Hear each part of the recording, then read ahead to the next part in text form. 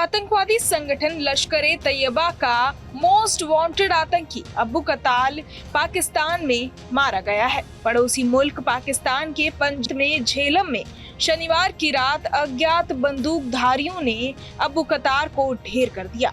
वो हाफिज सईद का करीबी माना जाता रहा था। चलिए आपको डिटेल में बताते हैं कौन था अबू कताल और कौन से बड़े हमलों को दे चुका था अंजाम। दरअसल अबू कताल हाफिज सईद का भतीजा था। वो पीओके के कोटली में लश्कर के खुरेटा लॉन्च पैड का स्वयंभू कमांडर था। उसके नेतृत्व में यह आतंकी समूह के ऑपरेशन का केंद्र बन गया। इस आतंकी कैंप से राजौरी पुंछ इलाकों को निशाना बनाया गया। अबू कताल जम्मू कश्मीर में आतंकियों की घुसपैठ की साजिश रचने और ड्रोन के जरिए हथियार गिराने में सीधे तौर पर शामिल था। 2023 में हुए राजौरी आतंकी हमले में उसका अहम रोल था।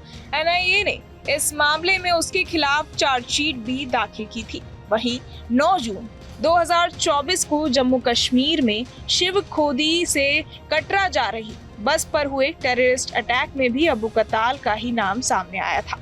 इस हमले में आतंकियों ने बस पर ओपन फायरिंग कर दी थी। ड्राइवर ने बस का कंट्रोल खो दिया था और बस खाई में जा गिरी, जिसमें 10 लोगों की मौत हो गई थी और लगभग 33 लोग घायल हो गए थे। इतना ही नहीं बल्कि अबू कताल अपने आका हाफिज सईद के इशारों पर ही सारी आतंकी गतिविधियों को अंजाम देता था। जैसा कि सब जानते हैं कि हाफिज सईद मुंबई में हुए 26/11 हमले का मास्टरमाइंड था। वो भारत के मोस्ट वांटेड आतंकी की लिस्ट में पहले नंबर पर है। पाकिस्तान में पिछले कुछ टाइम से भारत के दुश्मनों को एक के बाद एक मौत के घाट उतारा जा रहा है। सभी हमले एक ही तरह से हो रहे हैं। अज्ञात हमलावर पाकिस्तानी आतंकियों को निशाना बना रहे हैं। पाकिस्तान में ये भी कहा जा रहा है कि ये हमले भारत करा रहा है। यही वजह है कि हाफिज सईद के अंडरग्राउंड होने की खबरें आ रही हैं। अबू कताल हाफिज सईद का इतना भरोसेमंद बन गया था कि कई मौकों पर उसे लश्कर के अलग अलग ठिकानों को नियंत्रित करने का काम सौंपा गया था।